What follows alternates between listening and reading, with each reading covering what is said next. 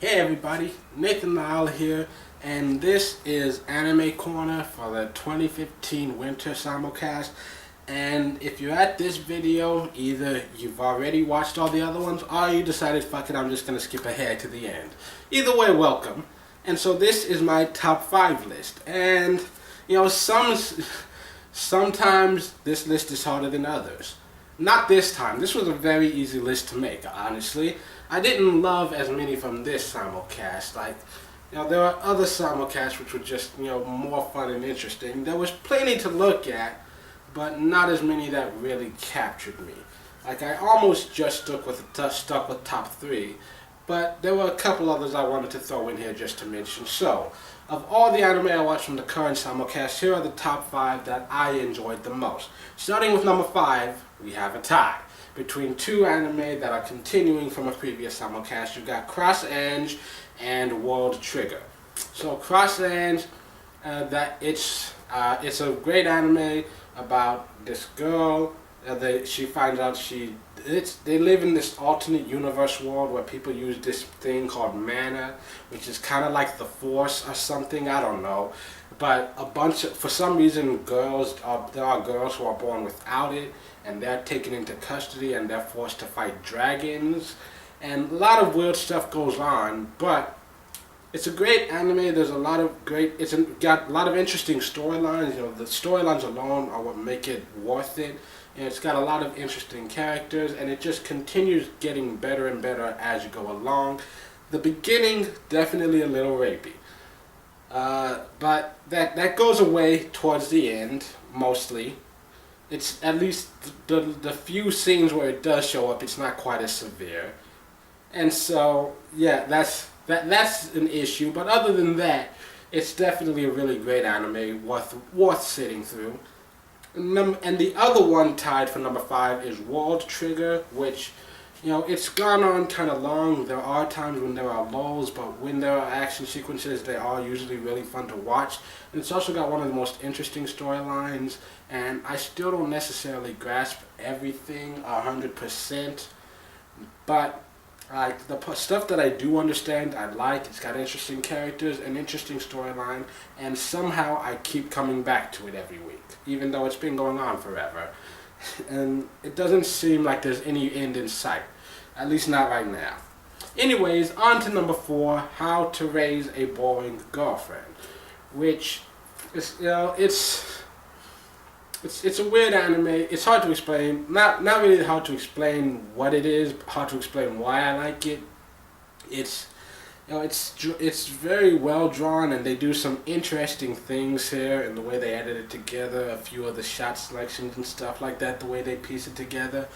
You know, it's a story about an otaku. He's a guy in high school who says he refuses to fall in love with 3D girls. 2D girls are his only thing. He decides to make an anime game. So he decides to make an ero game. Is it ero game, or is it just whatever? It's an RPG ero game, something in that line type of thing. It's a game. It's a simulation game about, you know, trying to get a girlfriend or whatever. I've never actually played one of those, so I don't know how the genres are done in that world. But anyways, he's making this game, this scenario role-playing game or whatever, and he's getting a bunch of girls who he knows from school who are involved in this world. One of them to write the storylines for the game, the different scenarios. One girl to draw the characters and stuff, and then one girl who he bases the main character off of. And it's definitely funny. The comedy is the main thing that keeps drawing me to it. It's got an interesting storyline, but you know, it's got an interesting characters. The thing that I keep coming back for is just the laughs. I go for the lols. That's what it is that I do. And then number 3, the exact opposite, Your Lie in April, which I do go for the lols, but it's also got it. Those are like the bonus for the great story. It's a great story. It made me cry. I'm not gonna lie. It's made me cry like 3 times. There were like 3 different episodes that actually had me in tears. And it's a great storyline, and it's, you know, very real characters, real emotions, and it's a very beautiful, well-told storyline. That's all I can say. It's a very well-told story. very well made, and it's just so beautiful and real. It's just a realistic type thing. Like it made me feel something real. Like I can't say that about most of the anime I've watched. And then number 2, Yona of the Dawn, which Yona of the Dawn at times, at times it does feel like it's dragging a little long, but I've gotten used to that because that's the type of story it is. At the very beginning, the first episode, you get a slight taste of what it could be, and then episode 2, you get to see that happen briefly, and then it kind of goes away, then it comes back, and then it kind of goes away, and now we're doing all this other stuff.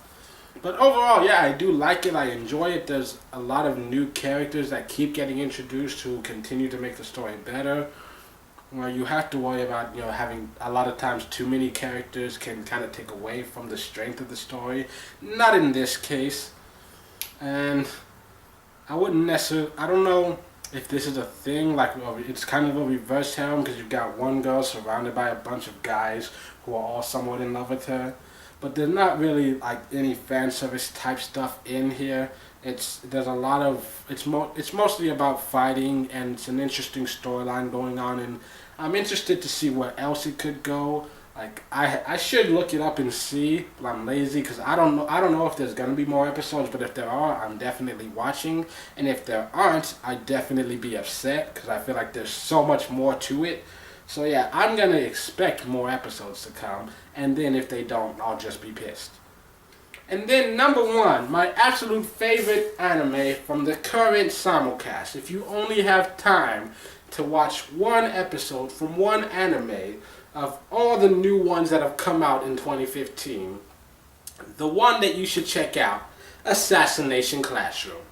I mean, it's just your typical show about a bunch of kids in middle school who are trying to kill their teacher.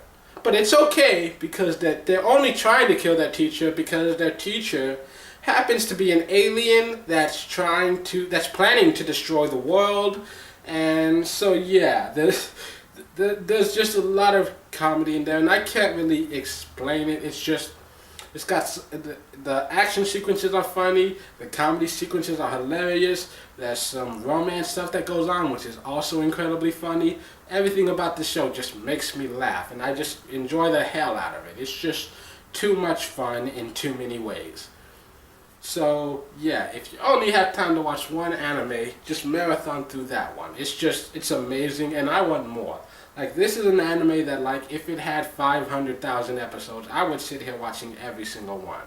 Like, I can't get into One Piece just because it's too long and I know I'm not going to catch up to it. Even though it is an amazing show from what little of it I've seen so far. But, like, just the fact that I know I'll never reach the end kind of turns me away from it. But if Assassination Classroom had 1,000 episodes, it's one that I'd be willing to sit there marathon through all of it just because of the laughs. It's so funny. And I love it. I just absolutely love it. And so that's it for this one. Does anyone actually follow anime news? Because I don't. I just kind of wait for them to start popping up, and then I watch an episode. If it looks good, I watch the next one.